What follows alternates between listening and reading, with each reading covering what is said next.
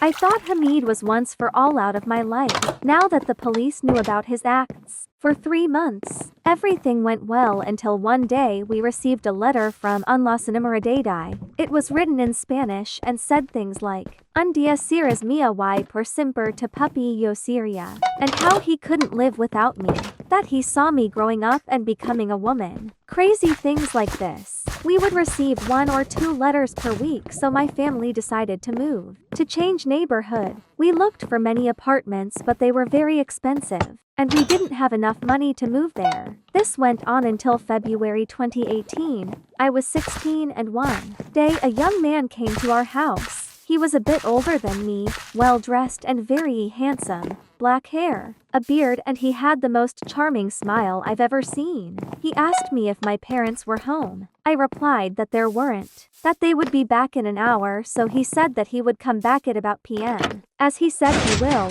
at 5 he was back at my house. He said to my parents that he worked for an agency who rent cheap apartments and that he heard from our neighbors that we wanted to move out. He showed us a nice apartment and 2 weeks later we moved there. 2 days after we moved, when I was alone, the handsome guy knocked on my door. I told him my parents weren't home and he replied that he was here for me. He said I was beautiful, that we were almost the same age and that he wanted to get to know me.